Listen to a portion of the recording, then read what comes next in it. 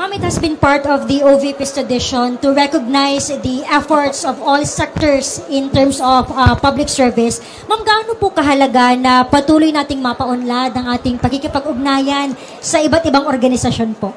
Oo, ito yung yearly, ang pasidungog ay yearly tradition namin sa Office of the Vice President. Nagsimula noong 2023. Dito nagbibigay kami ng report kung ano yung mga accomplishments ng Office of the Vice President para sa isang taon. At dito pinapasalamatan namin ang mga partners namin na galing sa government and sa private sector, kasama na ang mga CSOs at non-government organizations. Dahil hindi namin magagawa lahat ng mga trabaho at kailangan namin gawin para sa serbisyo sa ating mga kababayan kung wala yung mga partners namin. Sorry. VP, in relation to this, ma'am, despite the significant budget cut which affected some of our programs, including the medical assistance program, marami po sa ating mga partners, ma'am, including the healthcare providers, ang nasasabing they are willing to partner again with OVP if given the chance. Ano po yung tugon natin dito, ma'am, na marami po ang willing na tumulong at handang maging kaagapay ng OVP sa pagbibigay po ng serbisyo sa mga Pilipino? Nagpapasalamat kami sa kanila, sa ating mga healthcare institutions, sa kanilang partnership sa Office of the Vice President and sa kanilang recognition sa kahalagahan noong serbisyo na naibibigay natin sa mga underserved communities natin, hindi lang dito sa Mindanao, kundi sa buong Pilipinas. Nakakalungkot lang dahil wala na kasi kaming medical and burial assistance. Ito ay tinanggal. Hindi namin siya malagyan ng budget dahil tinanggal talaga yung line item sa Office of the Vice President nung lumabas yung budget ng Office of the Vice President sa General Appropriations Act. Matitigil yung medical and burial assistance, pero masaya kami dahil nandyan pa rin yung mga healthcare institutions na handa makipag-partnership sa mga susunod na taon kung magkakaroon tayo ng budget. Last po, ma'am. VP, with our strong partnership with various sectors, ano po yung maaasahan ng ating mga kababayan mula po sa tanggapan ng pangalawang Pangulo in the next coming years, especially katong naa sa mga GIDA area, ma'am? Oo. Patuloy pa rin ang mga proyekto at programa ng Office of the Vice President. Nawala lang yung medical and burial assistance at nawala yung feeding program natin, ang Pansarap feeding program natin dahil hindi na talaga namin ma-stretch yung budget na inilaan para sa Office of the Vice President. Pero lahat ng ibang pang mga budget, lahat ng iba pang mga proyekto kung nakikita nyo, ay tutuloy pa rin sila. In fact, sa aming 1 million trees na sana ay target ngayong 2028 matapos 1 million. Kung nakikita nyo kanina, approximately nasa 800,000 na tayo. So expectation namin ay matatapos natin ngayong taon ang 1 million trees para sa ating bayan mula sa Office of the Vice President at sa ating mga partners.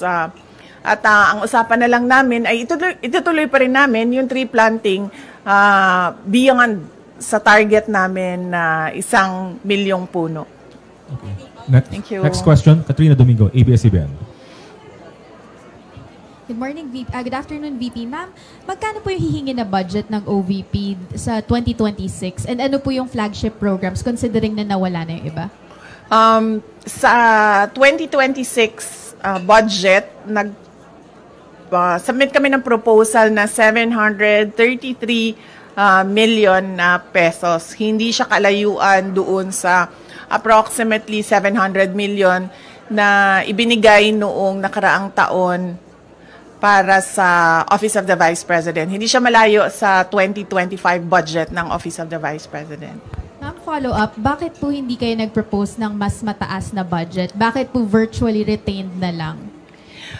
Dahil inaasahan ko naman na hindi ibibigay yung budget ng Office of the Vice President dahil nga hindi naman kami kaalyado ng administrasyon. At nakita na natin yon noong nakaraang taon na syempre kung hindi ka sumusunod, hindi ka kaalyado, ay hindi ka mabibigyan ng pondo para sa mga proyekto ng opisina mo. Kaya nagdesisyon ako na kung ano yung budget na ibinigay ngayong taon na ito, ay yun din yung budget. Naglagay lang kami ng konti para sa inflation, yun din yung budget para sa susunod na taon. Dahil ayaw kong napapahiya at pinapahiya yung mga ibang personnel ng Office of the Vice President, lalong-lalo na kapag nandun na sila sa House of Representatives or sa Senate na nakaharap yung ating mga miyembro ng Kongreso. Last follow-up on this topic lang. Ma'am, haharap pa rin po ba kayo sa budget panel given na hindi naman po kayo nang hihingi ng additional funds for next year? Ang Office of the Vice President, oo. Personally. Ako hindi pa kasi hindi naman namin alam kung kailan yung schedule. Wala pang ibinigay na schedule para sa Office of the Vice President sa mga hearings, no? So mahirap sumagot kapag hindi natin nakikita kung may conflict yung schedule, but definitely haharap yung Office of the Vice President sa pagsumite ng budget namin at yun. Okay. Next question, Arjun Relator, GMA News. Maing Buntag, VP. Ma'am, with a slim margin, ma'am, with the proposed ninyo na 2026 budget with 2025, meaning po ba na retained lahat yung mga programs and project na ipapatupad next year? At paano po yung nangyari dun sa mga partners natin, dun sa mga slashed or reduced programs with 2025, ma'am? Oo, yung mga partners natin sa MAB at sa Pansarap, ay nabigyan na sila ng abiso, no, na wala na budget yung medical and burial assistance at wala na rin yung budget ang Pansarap. So, i-discontinue na namin yung project at yung partnership sa kanila. Follow up. So, expected, ma'am, na for next year, the same projects pa rin na ipapatupad ng OVP. Wala nang may dadagdag po. Yes, oo. Wala kaming madagdag na projects for 2026. Tutuloy pa rin lahat nung nakita nyo, maliban lang sa Pansarap tsaka sa medical and burial assistance. Thank you, ma'am. Any other questions on this matter? Good morning po, Ma'am VP. Ang question ko po ay may kinalaman po sa case po ni former President Duterte. Any other questions with the institutional topic? None? So, let's move with the next topic. Kat, you have the next topic. Yeah. Ma'am, you earlier mentioned in an interview na you are... Ma'am, para iterate na lang yung comment niyo regarding the call for some senator judges to inhibit, specifically those daw po na who you endorsed in the 2025 midterm elections. Okay. Hindi kasi tayo pwede magpa-inhibit ng mga tao, ng mga senators, hindi kasi tayo pwede magpa-inhibit ng mga senator judges based on bias. Dahil ang posisyon lang naman ng isang tao is you are for or against, Inday Sara, no? Kung ganun ang ating basehan sa inhibition, ay dapat din natin ipa-inhibit ang mga senators na meron ding bias against Sara Duterte, no? Tulad na lang ni Senator Risa Ontiveros na in a public speech, sinabi niya na kailangan talaga, ano ba term na ginamit? Kailangan burahin or kailangan wasakin, kailangan sirain, gibain ang pamilyang Duterte. So kung ganon, na magpa-inhibit tayo based on bias, ay madaming senators ang ipapa-inhibit for or against Sara Duterte. Kaya sinasabi ko, ibigay na natin yung benefit of a doubt dyan sa ating mga senator judges na gagawin nila ang trabaho nila ng patas according to sa sinumpaan nila as senator judges.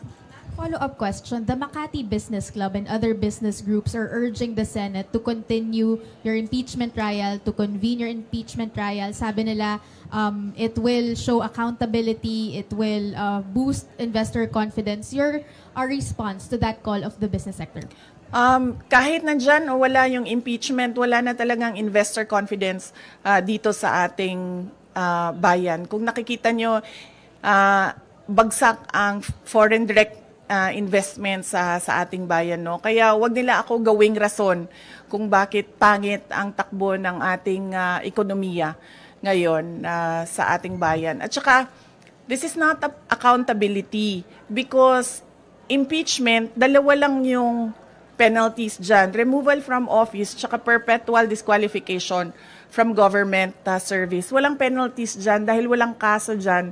Ang impeachment ay removal process ng isang impeachable officers. Kung gusto talaga nila ng accountability, ay mag-file ng mga kaso dyan sa mga korte. Alam naman natin at alam naman nila na yung mga pirma ng mga congressman, unang-una hindi nila binasa yung articles of impeachment. Pangalawa, marami sa kanila ang tumanggap ng budget o pera kapalit ng kanilang signatures. In fact, madami sa kanila ang umamin na may kapalit yung kanilang pagpirma doon sa articles of impeachment. So if we are to talk about accountability by business groups, dapat questionin din natin kung paano ginawa yung articles of impeachment at paano pinasa yung articles of impeachment papunta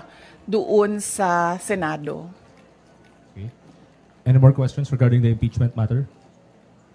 Sir?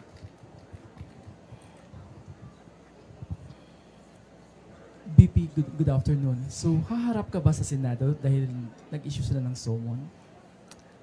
Hindi ko pa kasi, sir, pagkakaalam kung kinakailangan ang personal appearance. Yun ang hindi ko alam dahil hindi ko nabasa yung summons. Yung summons namin ay nandoon sa mga abogado at sila yung magdidesisyon kung ano yung gagawin doon sa summons.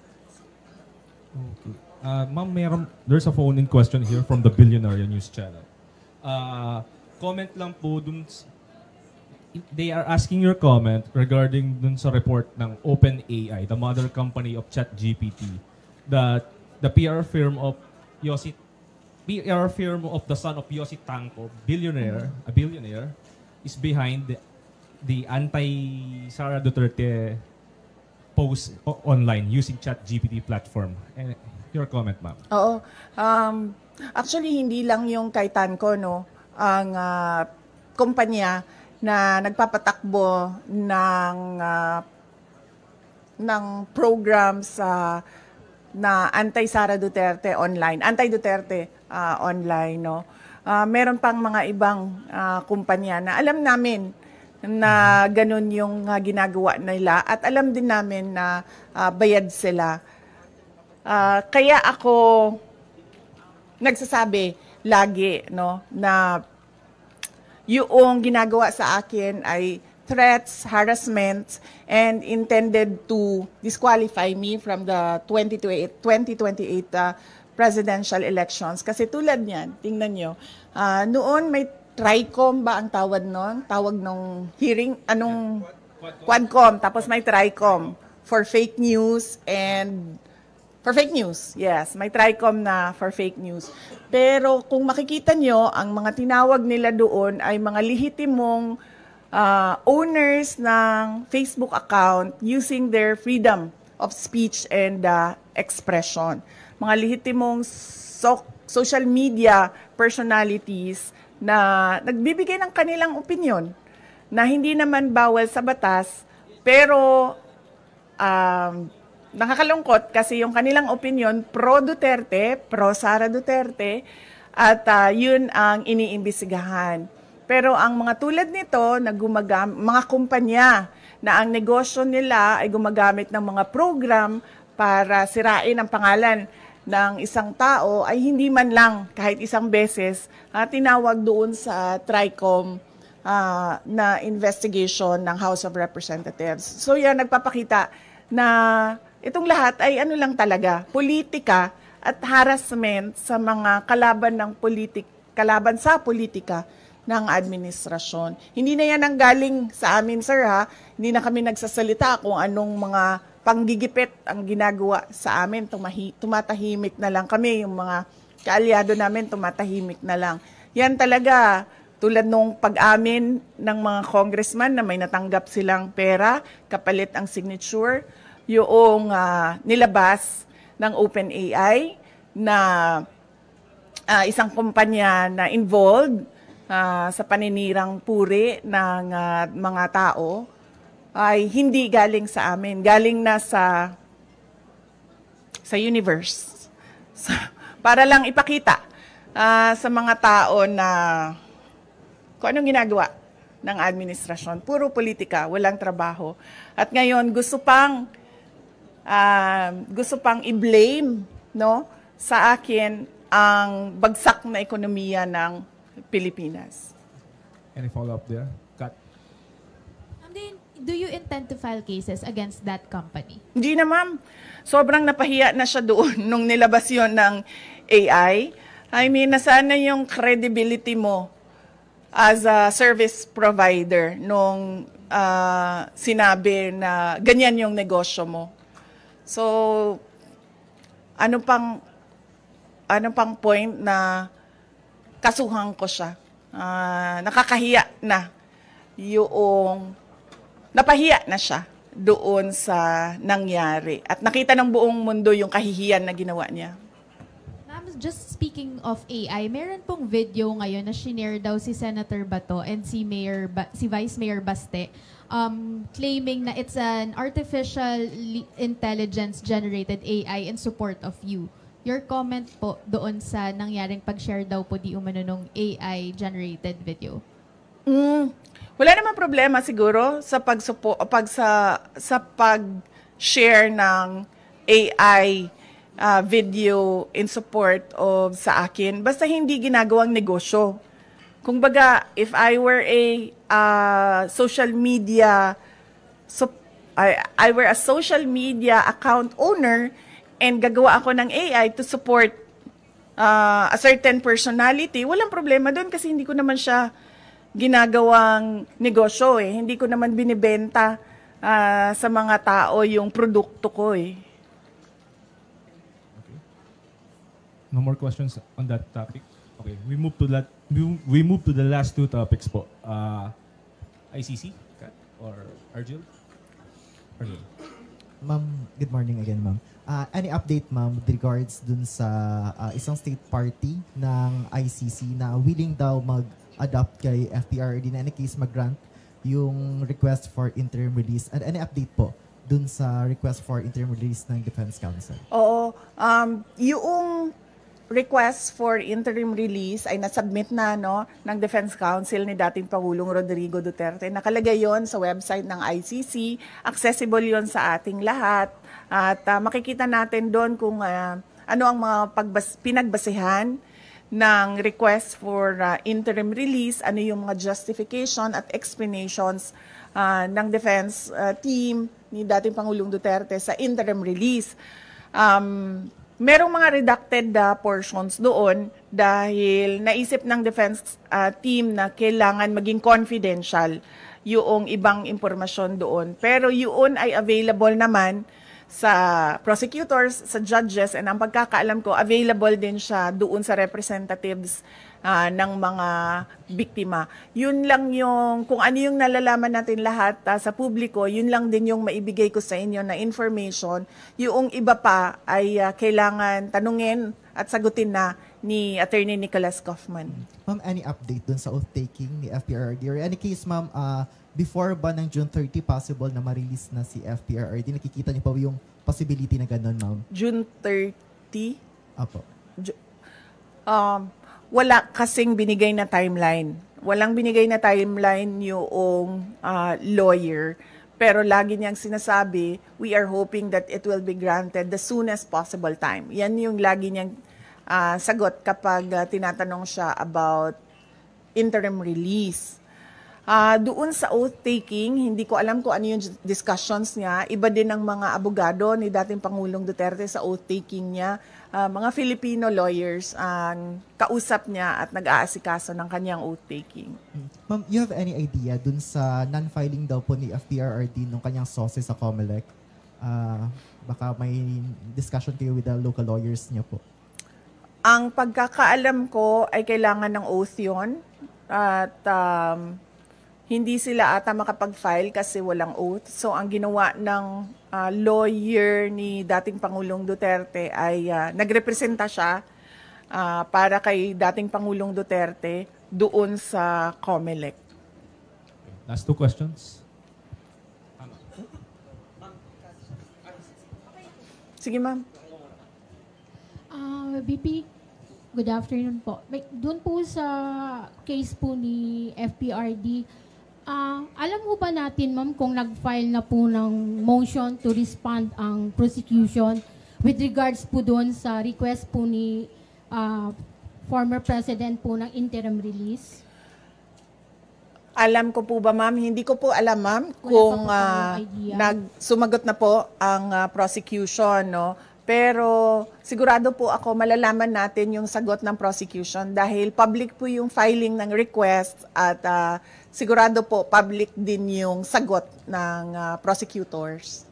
Follow up po, ano po ang reaction po natin doon po sa request po ni FPRD with regards to the interim release?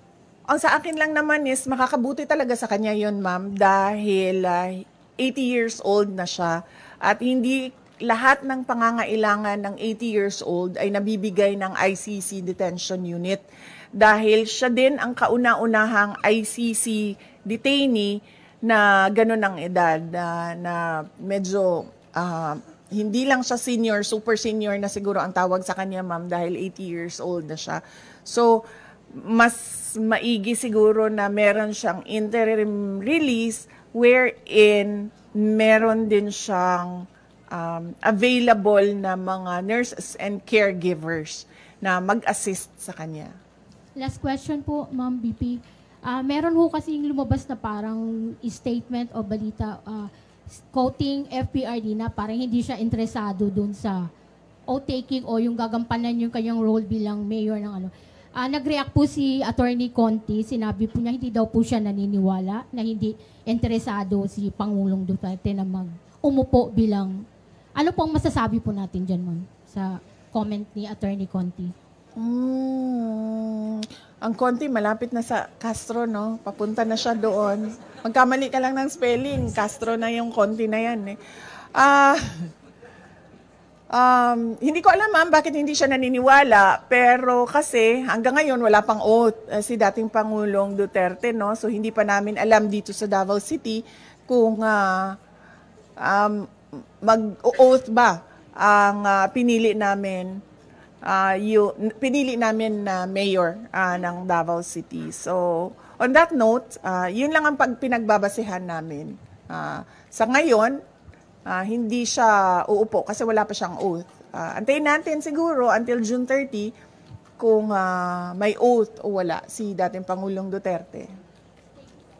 Next question, Ms. Ruth. Okay, thank you, sir. VP, nagkausap na ba kayo ni Attorney Guanzon?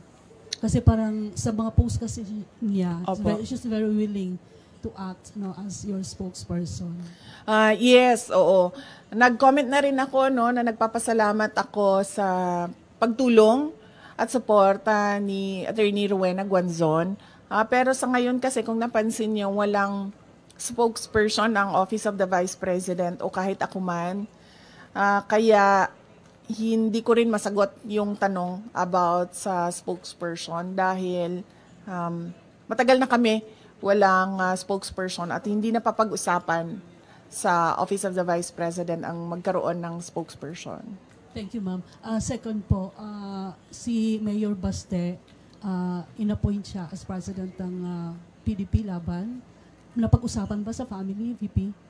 Hindi. Ngayon ko lang, actually kanina pagbigay sa akin ni JC ng information, doon ko lang nalaman na inappoint siya as acting president ng PDP Laban. At hindi kasi ako member din hanggang ngayon. ng PDP laban, kaya hindi ako makakomment kung ano yung desisyon ng partido with regard to their internal matters. Are you expecting, upon Baste's assumption as acting president ng PDP, are you expecting that she will invite you as part of the PDP? Matagal na ako in-invite, ma'am, sa PDP. Nandito pa si dating Pangulong Rodrigo Duterte. Last year, July, nung nag-resign ako sa Department of Education, inibita na ako ni dating Pangulong Duterte. At sinabi ko sa kanya na pag-iisipan ko, pero hanggang ngayon, wala pa akong decision, ma'am. Mainly because, nakita niyo naman yung nangyari sa akin, ma'am, di ba, no? So, parang ayaw ko nakausap yung mga politiko. Lalong-lalo na pag magkasama kami sa isang grupo. So, wala naman, I have nothing against everyone. In general lang sa akin. At mas gusto ko yung ganito ako, yung sinasabi ko lagi na I'm single and ready to mingle in terms of politics. Kesa sa yung nakatali ka sa loob ng isang grupo. So, hanggang ngayon, ma'am, wala pa akong desisyon kung papasok ako ng PDP. Last question, Kat. Ma'am, take us through the process lang nung pag-select nung third country that will host former President Duterte should the interim release be given. Ano po yung considerations na tinake for you to pick which country? Hindi ko alam eh. Kailangan si Attorney Nicholas Kaufman ang sumagot noong tanong na yan para comprehensive yung sagot niya kung paano umabot na merong request for interim release at merong country na nakausap. Pero paano po ba yun? Parang binigyan ng choices yung family or may isang choice lang po? Walang binigay na choices sa family at walang tulong siya galing sa ICC. Lahat ito ay tulong lang galing sa grupo ni dating Pangulong Rodrigo Duterte. Okay, thank you, ma'am. Thank you. So, yes. So, wag na kayo gumalaw.